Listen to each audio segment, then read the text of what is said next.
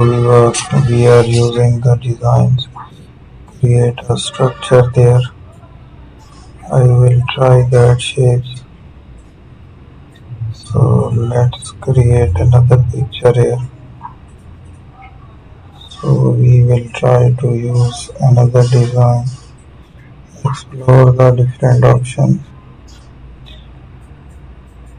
We are using another structure here to choose the different structures and designs to explore the different options. We have it. I will find a design there. It's a pattern stamp we will use over it.